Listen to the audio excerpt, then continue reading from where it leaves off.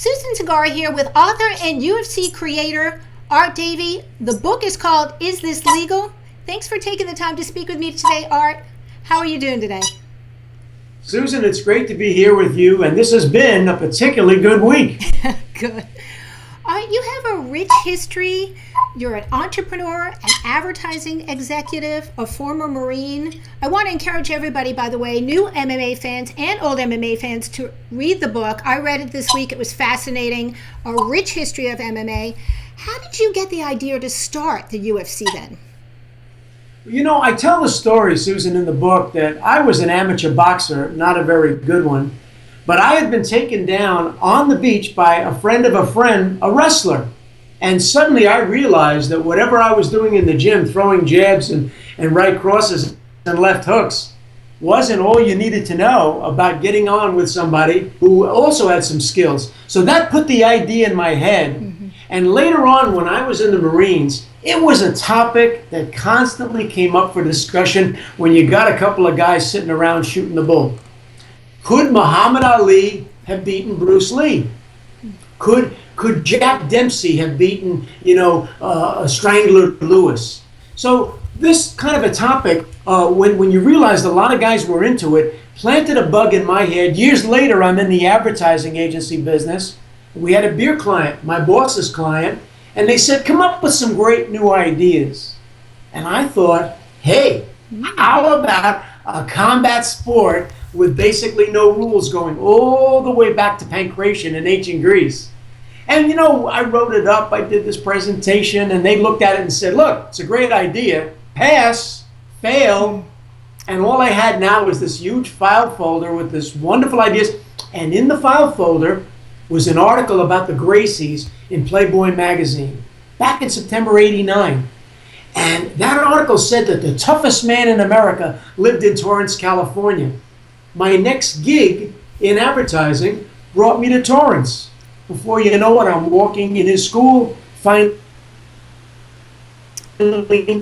nailing him down, and he really couldn't get, Susan, what I was trying to do. He was thinking about the Gracie challenge. He had this $100,000 challenge that he put out there to the martial arts. Quite frankly, nobody had really taken up on it because there weren't that many people in the martial arts that had $100,000. So it was one of those things that hung out there. And yet my idea was a tournament with 8 different martial artists, and it was on pay-per-view. That's where we had to be. Took me 2 years to convince Horion that that's what we needed to do. And I did it by bribing him. I did a free advertising campaign for his videos. It brought in a ton of money. And suddenly, I had real credibility with Horion Gracie. He said, what are we going to do? I said, we're going to go get a TV partner. He said, how do we do that? I said, I'm going to approach everybody in pay-per-view. Now, I got turned down by Lou DiBella at HBO. I got turned down by Jock McLean at Showtime, by Michael Oresco over at ESPN. Everybody said to me, what else you got? I said, this is it. They said, look, the martial arts really don't work on television. Hey, it's good for a movie, the Karate Kid. But they wanted to know if I was actually casting for a movie. I said, no, this is a real shoot. These guys are really going to be fighting. No rules. Everybody told me, look, there's the door. Don't let it hit you on the way out. So it took me another 6-8 months to get Semaphore Entertainment, and they were doing concerts and music on television. But how many times a year could you bring Andrew Dice Clay to pay-per-view? You might be able to bring him once, and then you could bring him maybe the next year if he did well. And they have been funded by Bertelsmann's music group, BMG, in Europe. Now those were deep pockets. So they were looking for a franchise, and then I showed up. And it was kismet. November 12th, 1993, we did 90,000 buys. Amazing. When there was it was amazing. I read also that Chuck Norris turned you down. Can you tell us that story as well? Well, Horion and Chuck had done some seminars together. And Chuck was a very sharp guy when it came to being, a TV and film star about the martial arts. He had been studying some Brazilian jiu-jitsu, some with the Gracies, and then some with their cousins, the Machados. So Chuck was a bright guy, but he and Horion had gotten a little bit sideways over money. And when I said to Horian, let's go out and talk to the Chuckster, he said, let's do it. He said, but look, he said, let me go in first. He said, let me kind of warm him up, kind of get the air clear between us. And then he said, you come in and close him, just like you closed me. So I had a whole bunch of bullet points about the event written out on an index card. I sent Horian inside, and every one that Horian read off, Chuck looked at him and said, is this legal? Is this legal? I guess he thought the Marines or the National Guard, or the sheriff was going to show up. And look, at the time, he was doing Walker, Texas Ranger. They eventually did 208 episodes. That became a big hit for him. And, he had a lot of reputation to protect. And Chuck basically said, no, I can't come to the party. He didn't want to be seen ringside. He didn't want to be a color commentator. But I love to tell the story, Susan, and I tell it in the epilogue of my book, Is This Legal? 10 years later, I'm at Chuck's house, and I'm pitching him a scripted show called Spear, about a rodeo cowboy who becomes a bounty hunter. And at one point, with the agents and the writers in the room, somebody during a break mentioned the UFC. And Chuck was standing over by the fireplace, and he turned to everybody in the group. He said, let me tell you something. Art Davie, I was wrong about the UFC. Yeah. That must have made you feel very, very, very special at that point, because you had worked so hard on that project and you never gave up hope, really. Yes. Well, Susan, that's really the story of the book. It's really a business story with all these wonderful personalities and fighters and managers and suits, but it's a story of persistence. It took me 4 years to recruit everybody into this parade. It's like John Milius once said to me, you got to get everybody in your movie. But once you understand what the script is, your job as director is to get everybody in their role and then direct them. And then magic will happen. He was right.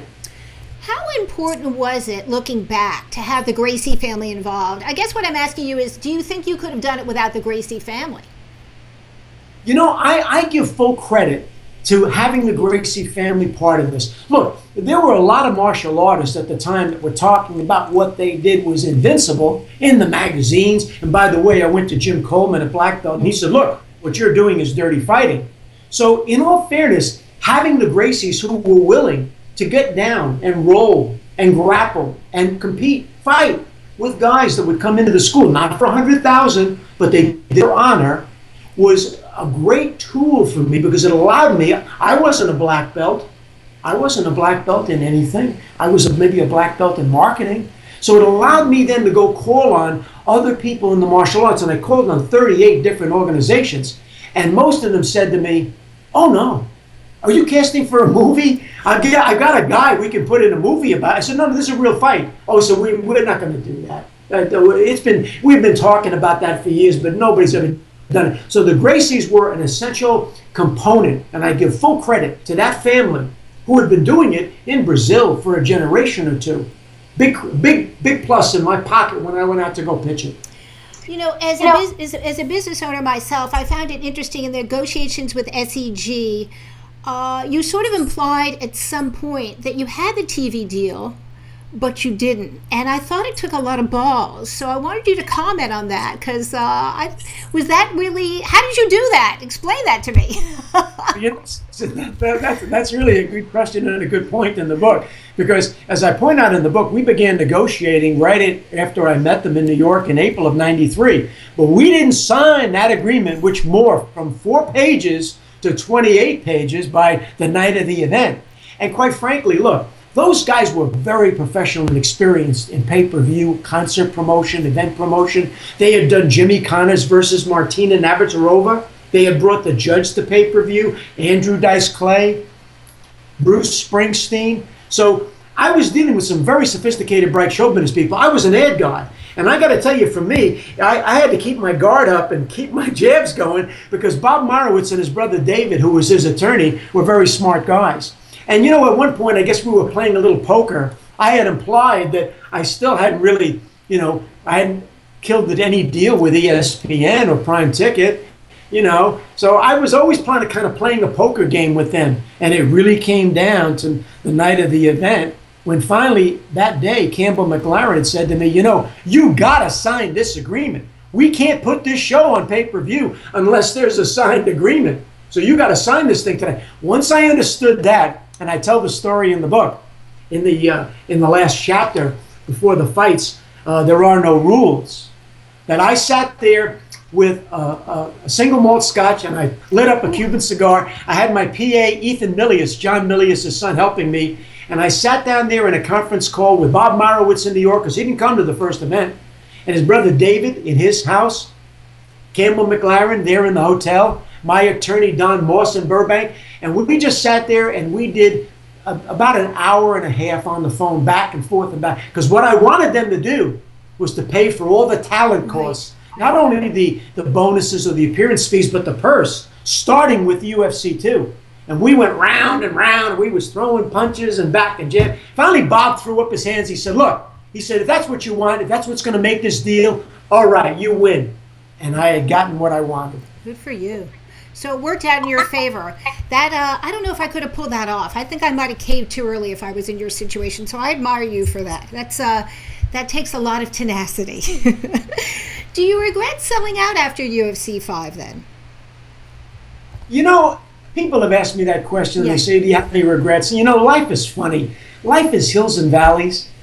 I was very lucky. I was in the right place at the right time with the right plan. But look, you have to remember, and a lot of great old school hardcore fans know the story, we were finally banned on cable, on pay-per-view in 1997. Leo Henry finally, closed the door on us. He was under pressure from the John McCains of this world. And suddenly this thing is banned on pay-per-view, our major source of revenue. So I took a look at everything, including the fact that I didn't think that the Gracies were coming back to the UFC.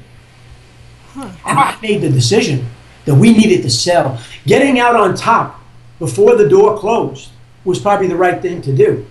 So we did decide to sell. Horian initially wasn't real pleased with it, but Hoist didn't return to the octagon for 11 years. Because I was adding rules. I was adding weight classes, rounds, judging, gloves, all of the things that eventually led up to the unified rules of MMA adopted by the New Jersey State Athletic Commission in 2000 and Nevada in 2001. So I decided it was time to sell. Now, in retrospect, we can say, oh my God, you sold too early. But look, we were banned on cable. I stayed on board with the franchise for the next 2 years, up until December of 1997, January of 1998. And then for Bob Marowitz finally sold the franchise to them for $2 million, banned on cable in 2001. And look, you got to give the Fertittas a lot of credit. Lorenzo and Frank, they invested $40-50 million into this business. They got it into the mainstream. So, you look back and you say, oh, what if only. But you know something? You have to realize in life that you get your shot, you take it, you do the best with it, and you move on. Good advice for any business owner. If you were putting together the first UFC show today, what fighters would you put on the card? Oh, you mean from an ideal list of all the great ones? Yeah. Oh, well, I got to tell you, one of my favorite fighters has always been Randy, the Natural Couture. I booked him into the UFC. He grew as a man, as a fighter. It was always a pleasure to do business with. Became the only guy to hold two championships in 2 different weight classes in the MMA Hall, in the UFC Hall of Fame. So I got Randy Couture on the card right away. I'm a big fan of Frank Shamrock's. I like that too, yeah. Yeah, Frank was the UFC MMA fighter of the decade when you look at the end of the 1990s. He was one of the first cross-trained, really bright guys who brought an awful lot to the octagon. He was undefeated in the octagon, our first middleweight champ. Great fighter. So there's 2 guys right off the bat. I'm a big fan of Don Fries. I booked him into the UFC. He's in the Hall of Fame. Another guy that, gave me everything he had. Mark Coleman, the Hammer, another favorite of mine. While I was there, Mark became the dominant ground and pound, king of the hill. Everybody was scared of Mark Coleman, believe me. I was a big fan of Mark Kurz, a guy that maybe in a sense didn't reach his full potential. Look, I'm the guy also who booked in Tank Abbott. He was my Kimbo Slice. He was the guy that, the martial artists hated me for bringing him in. Why are you bringing in a biker guy like this? This is not representing the martial arts. But I knew, as I said to Roddy Piper yesterday in an interview, he had charisma. And something, in this business, you need charisma. Because part of what you're doing is sports entertainment, let's be honest. So there's just a partial list, and I don't want to leave an awful lot of guys out because there's been some great fights. Hey, today, look at John Jones. Look at GSP's career, BJ Penn, Pat Miletich. The list goes on and on. There has been a plethora of fantastic fighters in the last 10 or 15 years, and it only gets better. Look at Ronda Rousey today. Exactly. Right, Rowdy Ronda. The sport needs 5 of her today. She's got everything you need to be the superstar that she is. Would you have ever predicted when you first started the UFC, years ago, that women would be competing at the UFC level that they are now?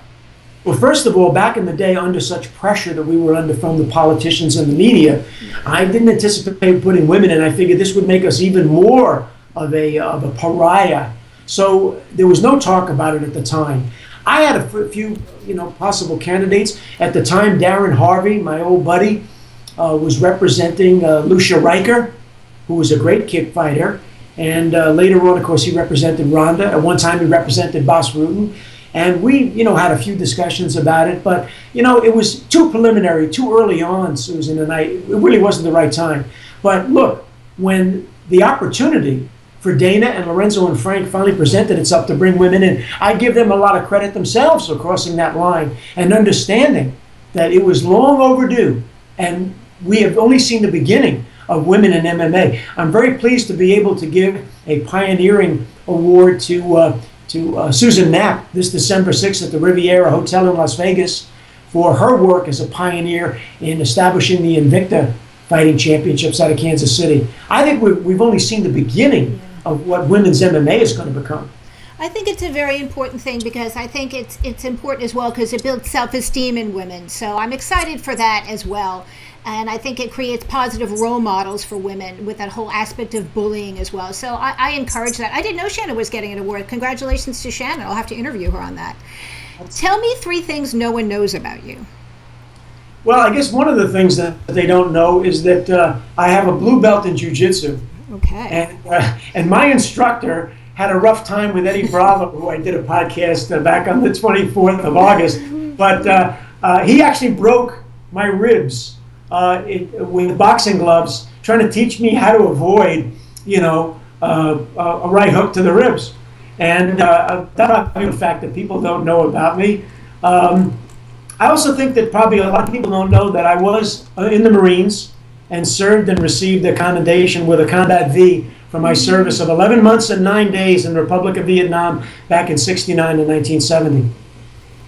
And the third thing is I'm not 6 feet tall. I'm actually not tall enough to be in the Hall of Fame. I think you need to be at least 5'8". And I never quite made that, Susan. I think it's all about your heart and soul, not about your height when it comes to the Hall of Fame. And I'm certainly you qualify for that. Now we're going to go to some fan questions. Doug, my partner at MMA Fight Fans, who set up this interview, and I want to thank him for that. Where do you see the UFC 10 years from now, Art?